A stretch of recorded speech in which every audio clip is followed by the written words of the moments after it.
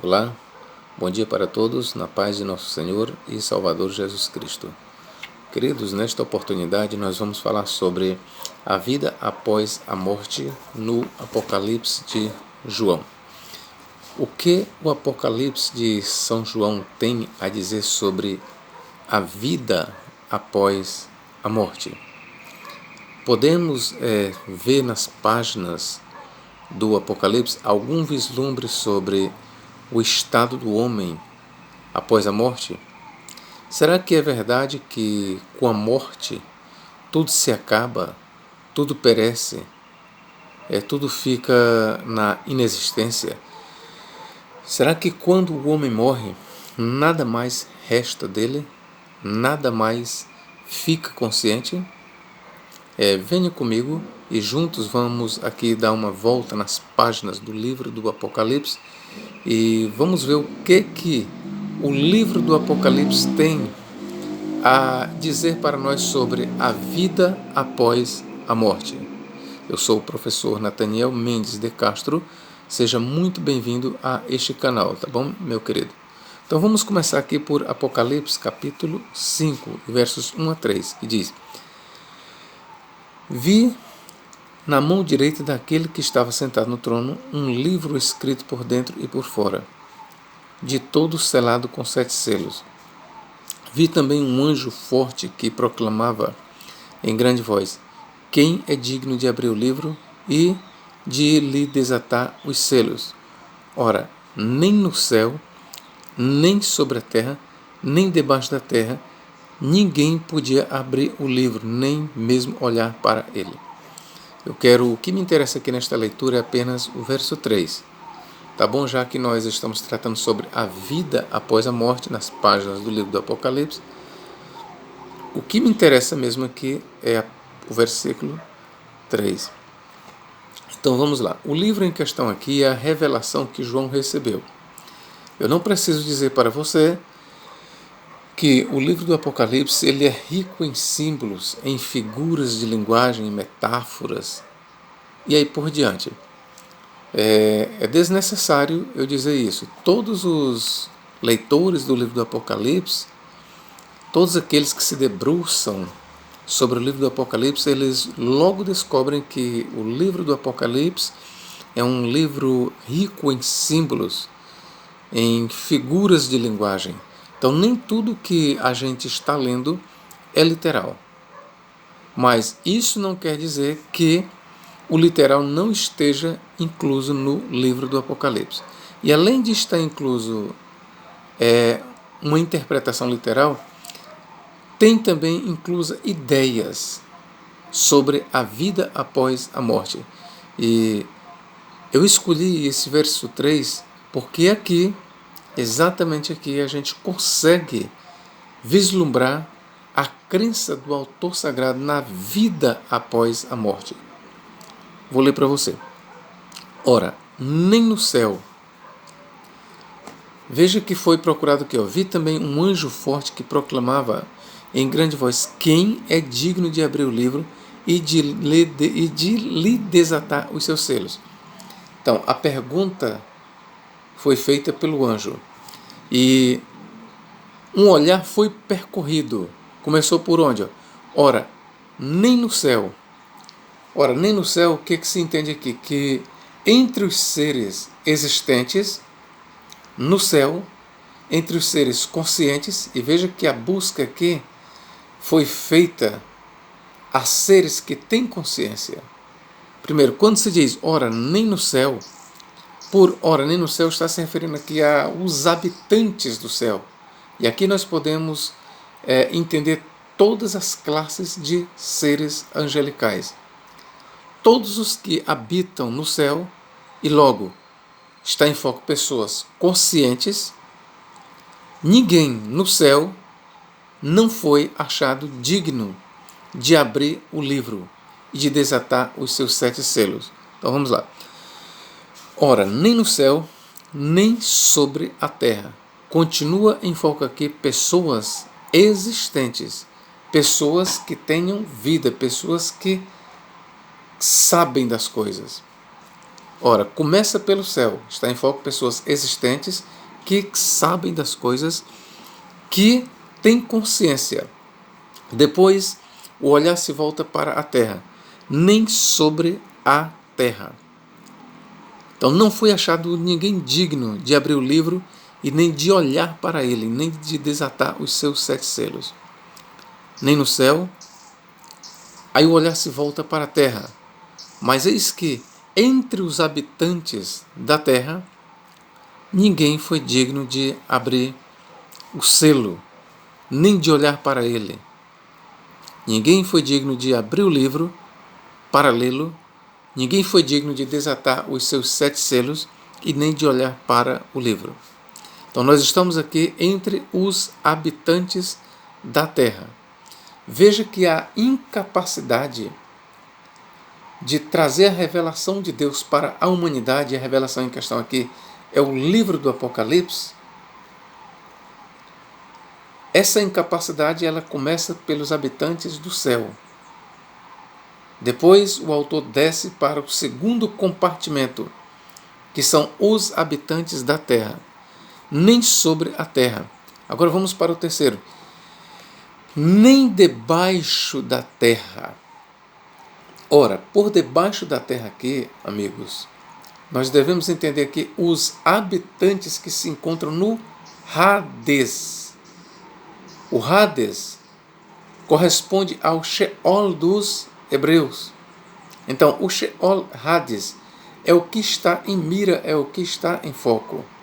Então, quando o autor diz nem debaixo da terra, ele está se referindo ao Hades, o habitat dos espíritos, tanto de homens como de outros seres, como anjos caídos. Repito, quando o autor diz nem debaixo da terra, ele está tendo em mente aqui o Hades, bem como os habitantes do Hades. E diga-se de passagem que aqui o autor está focando apenas os homens bons que se encontram no Hades. Assim como quando ele diz nem no céu, está em foco apenas aquilo que é bom que está no céu. Assim também quando ele diz nem na terra, ele está focando apenas os santos, os justos, os homens bons que existem sobre a face da terra. Mas nem mesmo os santos que se encontram, os mais justos, que poderiam ser encontrados sobre a terra, nenhum foi achado digno de abrir o livro e de desatar os seus selos. Ninguém. E então agora o olhar se volta para os habitantes do Hades. E por habitantes do Hades entendemos aqui a parte boa, os santos. Então começo aqui a lhe mostrar que para o autor sagrado, assim como o céu é habitado por seres conscientes, assim como sobre a terra, para o autor sagrado, existem seres conscientes, assim também nas regiões inferiores, nas regiões mais baixas da terra, nas partes inferiores, debaixo da terra, em outras palavras, no Hades, o autor também ele vislumbra seres habitando nas regiões do Hades. E então aqui, repito, assim como os seres celestiais são seres pensantes, conscientes, assim como os seres que estão no céu, têm memória, têm raciocínio, estão vivos, sabem das coisas, e assim como os habitantes da terra estão bem vivos e sabem, da mesma forma, para o autor do Apocalipse, os habitantes debaixo da terra, que são os habitantes do Hades, o mundo dos espíritos, o mundo dos mortos, onde fica alojada as almas dos finados, eles também têm consciência. Ora, se os mortos não tivessem nenhuma consciência, aqui eu começo a dizer para você, se os mortos estivessem totalmente inativos, não tivessem consciência, não faria sentido essa busca por alguém que pudesse fazer exatamente isso aqui. Vi também um anjo forte que proclamava em grande voz: Quem é digno de abrir o livro e de desatar os selos? Não fazia sentido e não faz realmente sentido se procurar no Hades alguém que pudesse desatar os selos, que pudesse abrir o livro. Não faz sentido se todos estão na inexistência. Se simplesmente os mortos deixaram de existir, os mortos não têm consciência, os mortos não existem, os mortos não sabem de nada. Por que se procurar então no Hades? E veja que a expressão aqui debaixo da terra é uma referência ao Hades, porque para os antigos o Hades ele é localizado nas partes mais baixas da terra, no coração da terra. Mateus 12:40, se não me falha a memória, diz: assim como Jonas esteve 3 dias e 3 noites no seio ou no ventre do peixe, assim também o Filho do Homem passará 3 dias e 3 noites no seio da terra ou no coração da terra. Então, a expressão coração da terra ou debaixo da terra ou as partes mais baixas da terra é uma referência ao mundo dos mortos, ao habitat dos mortos, ao Hades, ok, queridos? Então vamos aqui ler mais uma vez o 3. Ora, nem no céu, nem na terra, nem debaixo da terra, ninguém podia abrir o livro, nem mesmo olhar para ele. Ninguém podia abrir o livro, nem mesmo olhar para ele. Ok, meus irmãos? Se os habitantes do céu são conscientes e podem abrir o livro e poderiam, se tivessem dignidade para isso, e se os habitantes da terra também, por semelhante modo que estão vivos, tivessem a capacidade para abrir o livro e desatar os seus selos, não é diferente para com os habitantes do Hades. E se os habitantes que estão no céu, na terra, têm consciência, os habitantes também do Hades, que estão debaixo da terra, também têm consciência. Ok? Então vamos aqui para o segundo texto. Apocalipse 20 e versículo 10.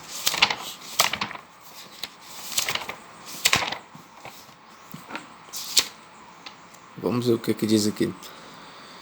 O diabo, o sedutor deles, foi lançado para dentro do lago de fogo e enxofre, onde já se encontram não só a besta, como também o falso profeta, e serão atormentados de dia e de noite pelos séculos dos séculos. Ora, é digno de nota, meus irmãos, que o episódio aqui narrado pelo autor do Apocalipse, do lançamento do diabo no lago de fogo, onde o autor diz que quando o diabo foi lançado no lago de fogo, já se encontravam dois, a besta e o falso profeta. E o lago de fogo, nós temos que fazer uma distinção entre lago de fogo e Hades. O lago de fogo, que é a Geena, é o local de punição eterna dos ímpios e dos anjos caídos. Ok? Enquanto que o Hades é uma prisão temporária, segura todos os homens até o dia da ressurreição.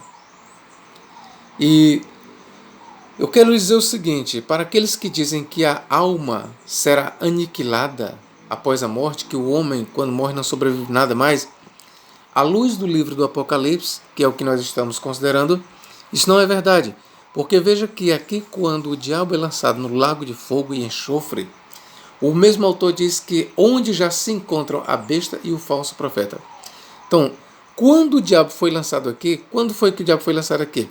Depois dos 1000 anos. Só que a besta e o falso profeta já se encontravam aqui no lago de fogo 1000 anos antes. É só a gente ler aqui, Apocalipse 19, 20. Mas a besta foi aprisionada e com ela o falso profeta, que com os sinais feitos diante dela, seduziu aqueles que receberam a marca da besta e eram os adoradores da sua imagem. Os dois foram lançados vivos dentro do lago de fogo que arde com enxofre. Quando foi que a besta e o falso profeta foram lançados vivos dentro do lago de fogo e enxofre? Quando Cristo retornou, ou seja, A visão que nós temos aqui no capítulo 19 é da volta de Cristo, do regresso de Cristo dos céus para a terra, após a grande tribulação, após sinais no sol, nas estrelas, na lua. Após tudo isso, Cristo deixa os céus e vem para a terra, para reinar por 1000 anos. Então, neste momento, se dá a derrota da besta e do falso profeta. E o que acontece? Eles são lançados vivos no lago de fogo. E é interessante que 1000 anos depois, quando o diabo vai ser lançado, eles ainda continuam bem vivos, conscientes. O que é que isso mostra para nós, queridos? Isso mostra que o homem tem uma vida após a morte consciente. Isto mostra para nós que os homens, quando eles morrem, não se acaba tudo. Isso mostra que quando os homens morrem, há uma parte neles, ou seja, em nós, que sobrevive à morte do corpo. E isso o Apocalipse de João está mostrando claramente, queridos. Então vamos aqui para Apocalipse 20, agora versículo 13. O que é que diz aqui? Deu mar os mortos que nele estavam. A morte e o além, que no grego é Hades, entregaram os mortos que neles havia, e foram julgados um por um segundo as suas obras. Está bem aqui? Aqueles que pereceram no mar foram devolvidos. Onde eles morreram, eles vão ressuscitar. Aqueles que estavam no domínio da morte, a morte vai devolvê-los. E as almas que estavam no Hades, aqui está dizendo que o Hades devolverá os espíritos, as almas dos mortos, no dia do juízo final. Ora, meus irmãos, estas passagens que eu estou lendo, inclusive essa aqui, mostra claramente que o autor cria na vida após a morte. Professor, mas o texto aí ele é rico em figuras de linguagem. Quem está dizendo o contrário? Ninguém está dizendo o contrário. Professor, mas o texto aí ele não é tão literal. Ele não é tão literal mesmo, não. Mas ele não nega a crença na imortalidade da alma. O autor sagrado aqui ele cria na imortalidade da alma. Para o autor sagrado, o homem ele morre apenas o corpo, mas o seu espírito e sua alma, eles permanecem bem vivos, ativos, no sentido de conscientes, no Hades. Esta é a verdade. Agora vamos aqui, ainda nas páginas do Apocalipse, vamos aqui ver outros exemplos de vida após a morte. Apocalipse capítulo 6 e versos 9 a 11 diz o seguinte: Quando ele abriu o quinto selo, vi debaixo do altar as almas, almas.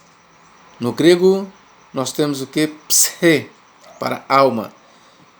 Viram as almas daqueles que tinham sido mortos por causa da palavra de Deus e por causa do testemunho que sustentavam. Proclamaram em grande voz, dizendo: Até quando, ó soberano Senhor, santo e verdadeiro, não julgas nem vingas o nosso sangue dos que habitam sobre a terra? Então a cada um deles foi dado uma vestidura branca. E lhes disseram que repousassem ainda por um pouco de tempo, até que também se completasse o número dos seus conservos e seus irmãos que iam ser mortos como igualmente eles foram. Ora, aqui está em foco uma visão que focaliza os mortos. E quem são os mortos aqui em questão? Os mortos em questão aqui são o grupo dos mártires. Diga-se de passagem, mártires cristãos. Esses mártires aqui, eles foram mortos de acordo com a visão do Apocalipse. Visto que a besta ainda não surgiu aqui no cenário, estes mártires aqui eles foram mortos pela ímpia meretriz, pela Roma. Eu quero mostrar bem aqui para vocês aqui. Apocalipse capítulo 17. Deixa eu ver aqui. 17 e versículo 6. Então vi a mulher embriagada com o sangue dos santos e com o sangue das testemunhas de Jesus. E, quando a vi, admirei-me com grande espanto. Então veja que esta mulher aqui, ela foi a responsável, e esta mulher aqui, historicamente falando, é a cidade de Roma, capital do Império Romano, na visão do autor sagrado.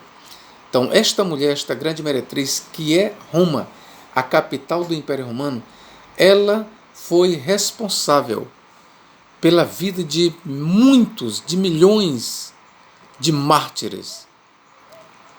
E é isso que o autor sagrado está visualizando. Mártires que foram mortos por Roma estão aqui clamando contra ela, contra os seus algozes. Repito, a visão aqui de Apocalipse 6, 9 a 11, nos mostra que o autor sagrado ele cria na vida após a morte. Ora, para o autor sagrado, os mortos eles têm consciência. Para o autor sagrado, os mortos eles estão bem conscientes. Têm tanta consciência que eles se lembram dos seus algozes e clamam contra eles.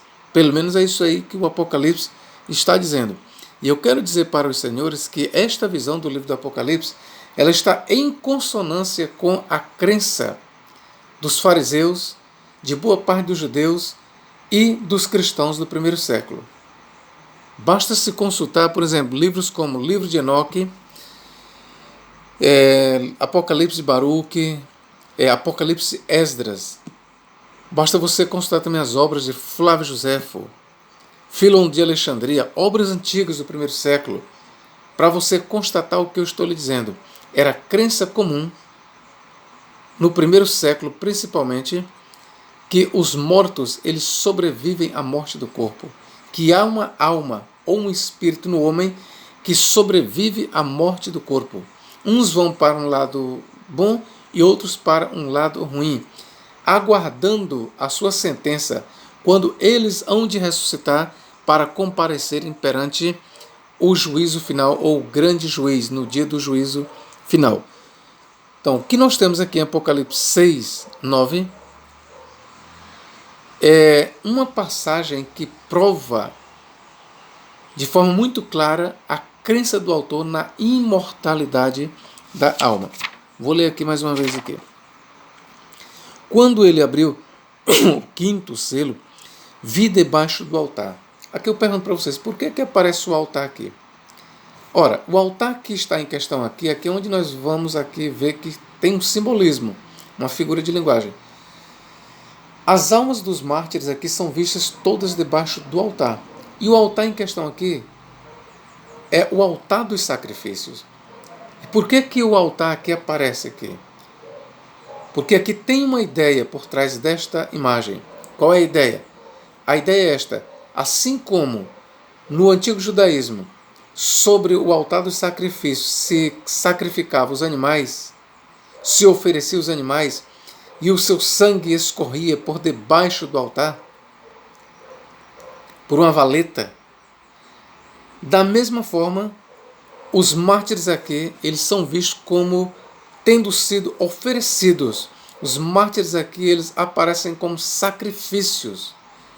Sacrifício puro e agradável a Deus. Os mártires aqui, eles aparecem como oferta a Deus. Eles aparecem aqui nesta imagem como sendo sacrificados a Deus.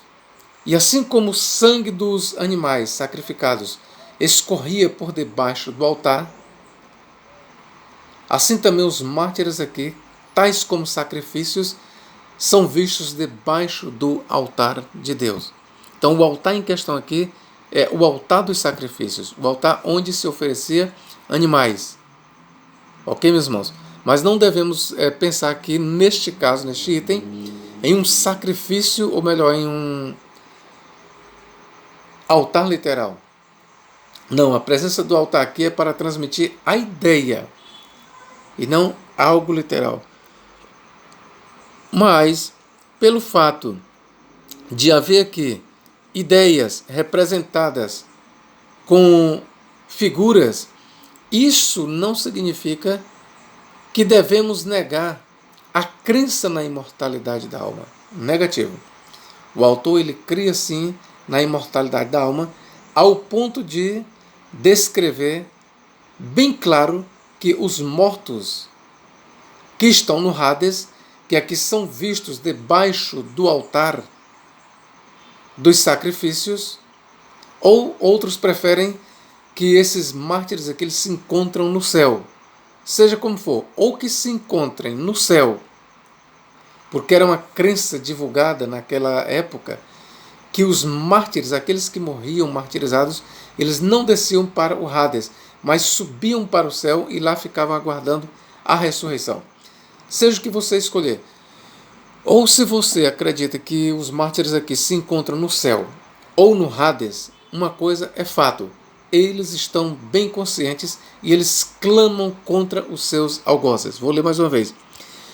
Quando ele abriu o quinto selo, vi debaixo do altar as almas daqueles que tinham sido mortos por causa da palavra de Deus e por causa do testemunho que sustentavam. E do testemunho que sustentavam. Clamaram com grande voz, dizendo: até quando, ó soberano Senhor e verdadeiro, não julgas e vingas o nosso sangue dos que habitam sobre a terra? Está bem que eles tinham consciência, ok, meus irmãos? Não dá para negar, de acordo com a leitura deste texto, não dá para negar a crença na imortalidade da alma, em outras palavras. O autor, ele cria sim na vida após a morte. Apocalipse 7, 9. Vamos aqui. Depois destas coisas vi, e eis grande multidão, que ninguém podia enumerar, de todas as nações, tribos, povos, línguas, em pé diante do trono e diante do Cordeiro, vestidos de vestiduras brancas, com palmas nas mãos, e clamavam com grande voz, dizendo: ao nosso Deus que se assenta no trono, e ao Cordeiro pertence a salvação. Veja que a visão aqui ela é celestial. Aqui, mais uma vez, está em foco as almas dos mártires, os santos, e eles não passaram pela ressurreição ainda aqui. Digno de nota é isso. O autor aqui ele está mostrando os mártires no céu, na presença de Deus, diante do trono de Deus, e aqui ainda não passaram pela ressurreição corporal. Todos os anjos estavam de pé rodeando o trono, os anciãos e os 4 seres viventes, e entre o trono se prostraram ante o trono se prostraram sobre o rosto e adoraram a Deus, dizendo: amém.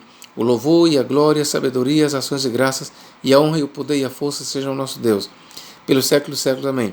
E um dos anciãos tomou a palavra, dizendo: estes que se vestem de vestiduras brancas, quem são e de onde vieram, ou estão vindo, ou de onde vêm? Respondi-lhe: meu senhor, tu sabes. Ele respondeu e disse: são estes os que vêm da grande tribulação. Ou seja, estão vindo da grande tribulação. Lavaram as suas vestiduras e as branquearam no sangue do Cordeiro. Razão porque se acham diante do trono de Deus e o servem de dia e de noite no seu santuário. E aquele que está sentado no trono estenderá sobre eles o seu tabernáculo. Está bem aqui, meus irmãos. Eu vou continuar a leitura. Jamais terão fome, nunca mais terão sede, não cairá sobre eles o sol, nem ardor algum. Pois o Cordeiro que se encontra no meio do trono os apacentará e os guiará para as fontes da água da vida, e Deus lhes enxugará dos olhos toda a lágrima. Ora, a visão aqui ela é celestial. Ora, visto que, conforme a maioria dos intérpretes, aqui ainda não aconteceu a ressurreição, então esta visão ela tem que ser celestial. Diante do trono eles estão no céu. E volto a dizer, para vocês, de acordo com uma crença antiga, e Tertuliano ele faz menção a esta crença, o teólogo R.H. Charles também ele diz que era crença popular que os mártires eles não desciam para o Hades, mas eles tinham entrada livre e imediata no reino de Deus no céu. Assim era a crença antiga. E de fato a gente vê esta crença, por exemplo, em Flávio Josefo, no livro do quarto livro dos Macabeus, ou quarto Macabeus, nós vemos isso. Que mais? No Apocalipse de Esdras, a gente vê esta crença de que os mártires, eles não desciam para o Hades como todos os outros homens descem, mas eles subiam para o céu. E, ao que tudo indica, o autor sagrado do Apocalipse, ele alimentava, ou seja, ele concordava com esta crença. Então, visto que aqui ainda não aconteceu a ressurreição, porque não há aqui nenhuma menção a eles terem ressuscitado, então nós temos que ver aqui que eles se encontram no céu, diante do trono de Deus. Ora, quem é que se encontra no céu, diante do trono de Deus? Os mártires. Em seus corpos ressuscitados? Não. Eles estão desencorporados, fora do seu corpo. Então, esta visão aqui que nós temos, queridos, mostra, sem sombra de dúvidas, de que o autor cria na vida após a morte, ou seja, os mártires, eles estão super conscientes. E aqui em Apocalipse 7, 9 a 15, os mártires são vistos diante do trono de Deus, onde se encontra o Cordeiro, onde se encontram os anjos, os 24 anciãos, onde se encontram os seres celestiais. Então, aqui nós temos mais uma prova, de acordo com o livro do Apocalipse, que há uma vida após a morte. Agora vamos fazer aqui uma referência ao anticristo. Vamos trazer um outro exemplo, começando aqui pelo anticristo. Eu quero que você dobre a sua atenção para o que eu vou falar sobre o anticristo. Quando tiver então concluído o testemunho, Apocalipse 11:7, que devem dar, a besta que surge do abismo, grave bem abismo, pelejará contra elas, e as vencerá e as matará. Ora, irmãos, o abismo em questão aqui é uma referência ao Hades. Professor, mas eu não estou vendo a palavra Hades. Mas o abismo aqui é o Hades. O abismo aqui em questão é uma referência ao Hades. Esta palavra abismo não é a primeira vez no Novo Testamento que ela é usada para o Hades. Paulo ele se refere ao Hades chamando-o de abismo. Vamos aqui para Romanos. Romanos capítulo 10, se não me falha a memória. Vamos ver aqui o que Paulo diz aqui. 10, versículo 7. O que Paulo diz aqui? Sobre a descida de Cristo ao mundo dos mortos. 10. Versículo 6. Mas a justiça decorrente da fé, assim diz: não perguntes em teu coração quem subirá ao céu, isto é, para trazer do alto a Cristo. Versículo 7. Ou quem descerá ao abismo, isto é, para levantar Cristo dentre os mortos. Está aqui. Paulo ele faz referência não só à subida de Cristo ao céu, mas também à sua descida ao mundo dos mortos, ao Hades. Só que Paulo não usa a palavra Hades. Ao invés disso, ele usa a palavra abismo, no grego abissos. Então, o abismo de onde Cristo subiu é o Hades. Da mesma forma, o abismo aqui de onde a besta subirá é o Hades. Professor, mas o que isso tem a ver com a vida após a morte? Aqui eu pedi para você dobrar sua atenção. Para o autor do Apocalipse, escute bem o que eu estou lhe falando. Para o autor do livro do Apocalipse, a besta é alguém que já existiu. Se você quer saber, é Nero. Tá bom? Para o autor do Apocalipse, a besta é um rei, um dos reis de Roma, que já teve passagem nesta vida. No momento em que ele, o autor do Apocalipse, estava escrevendo, a besta ela estava morta. Repito, no momento em que o autor estava escrevendo o seu livro, a besta que ele disse que viria para perseguir os cristãos, para tomar o poder de Roma, esta mesma besta que havia de vir para o autor do Apocalipse, ela já tinha existido, mas no momento ela estava no Hades. O seu espírito estava no Hades, no abismo. É por isso que ele diz exatamente isso aqui, ó. Quando tiver então concluído o testemunho que devem dar, a besta, que é o anticristo, que surge do abismo, ou seja, do Hades, ou que subirá do Hades, pelejará no futuro contra elas e as vencerá e matará. Então perceba que para o autor sagrado, o anticristo ele é alguém que já existiu. No momento, corporalmente, ele não existe, mas o seu espírito está no Hades, consciente. Vamos aqui para Apocalipse capítulo 13. Apocalipse capítulo 13, versículo 2 e 3. O que diz aqui? A besta, eu quero chamar a sua atenção o seguinte, a besta aqui ela tem um duplo significado. A besta ela aponta para o Império Romano e para o Anticristo, ok? A besta no capítulo 11 que nós lemos ali, ela aponta apenas para o Anticristo. Aqui no capítulo 13, a besta tem um duplo simbolismo, com ênfase no Anticristo. Vamos lá. Apocalipse 13, 2. A besta que vi era semelhante ao leopardo, com pés como de urso e boca como de leão, e deu-lhe o dragão seu poder, e o seu trono e grande autoridade. Então vi uma de suas cabeças, que a besta tinha 7 cabeças, como golpeada de morte. Ora, esta cabeça golpeada de morte fala da morte de Nero, ok, queridos? O autor tem em mente aqui a morte de Nero. Mas essa ferida mortal foi curada. Por ferida mortal curada, o autor tem em mente aqui o reaparecimento de Nero, como sendo o anticristo. O autor está dizendo exatamente isso, que o anticristo ele foi ferido de morte. Quem foi o anticristo na história? Nero. Foi ferido de morte, ou seja, ele morreu, mas a sua ferida mortal fora curada. Em outras palavras, o anticristo, que é Nero, ele ressuscitará dentre os mortos.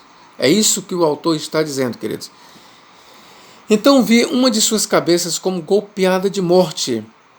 Morte do anticristo. Mas essa ferida mortal foi curada. Ressurreição do anticristo.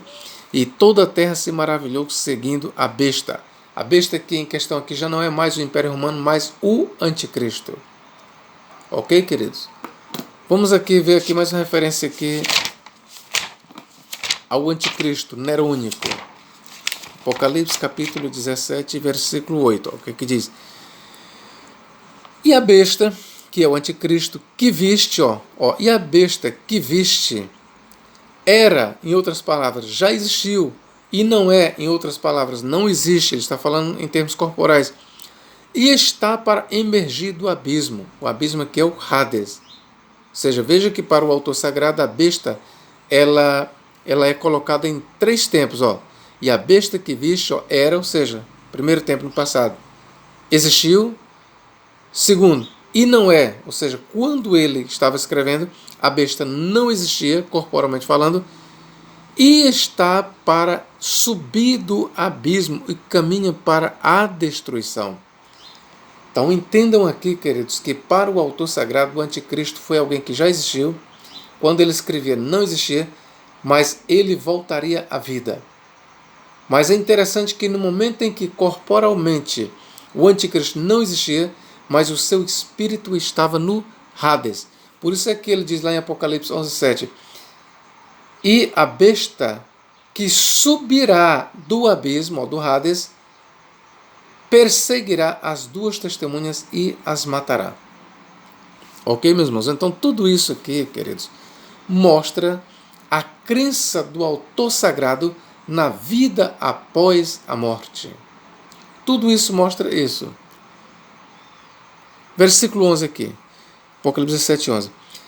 E a besta, que é o anticristo, que era, ou seja, que existiu e não é, não existe, também é ele, ou seja, o anticristo, o 8º rei, e procede dos 7 e caminha para a destruição.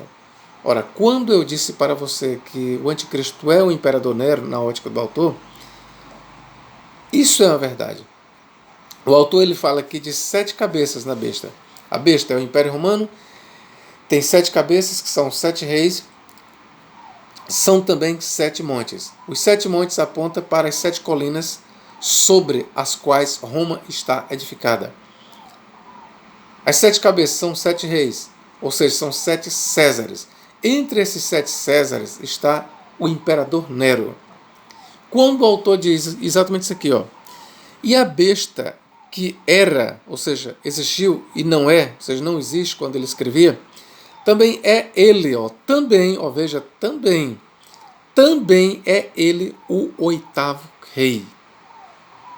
Ora, para o autor sagrado, o imperador Nero, ele havia morrido, ele não existia, ou seja, o imperador Nero, ele era um dos 7 reis que João viu, só que ele também seria, ao mesmo tempo, o 8º rei, seria o anticristo. Por quê?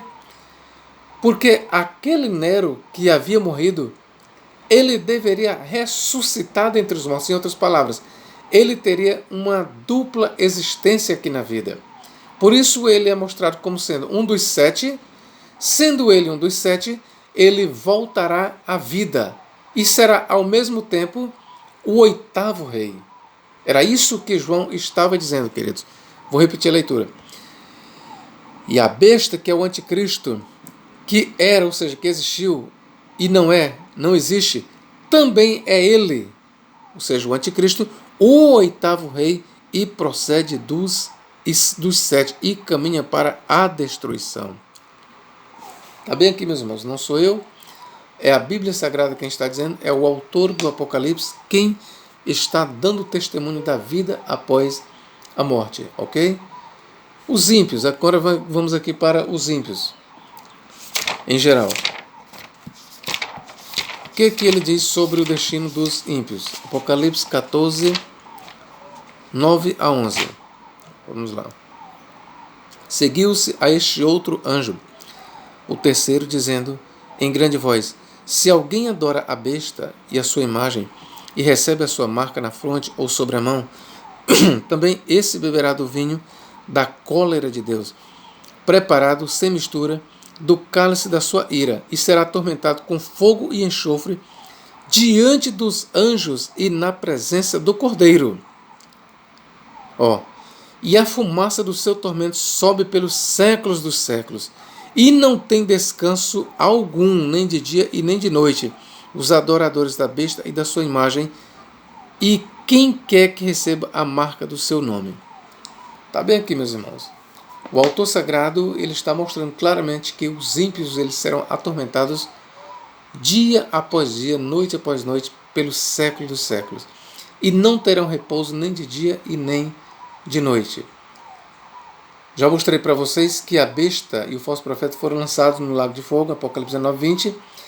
E quando você vai ver em Apocalipse 20, versículo 10, que o diabo é lançado no lago de fogo, lá já se encontram a besta e o falso profeta 1000 anos antes.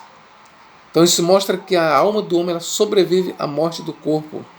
Apocalipse 20, e versículos 13 a 15, fala do juízo final, do Hades, dando os mortos que neles havia. Apocalipse 28 diz que o lago de fogo é a segunda morte. Mas nós temos que entender que por segunda morte, isso não significa o aniquilamento da alma ou do homem. Porque nem a primeira morte é isso. A primeira morte ela consta da separação entre o corpo e a alma-espírito. A segunda morte ela consta exatamente do sofrimento do homem no lago de fogo. A segunda morte é a eterna separação do homem em relação a Deus. Então eu mostrei para vocês aqui nas páginas do livro do Apocalipse que há uma vida após a morte. Há uma vida após a morte. Esta é a verdade. Deus em Cristo nos guarde e nos abençoe agora e para todo sempre. Amém.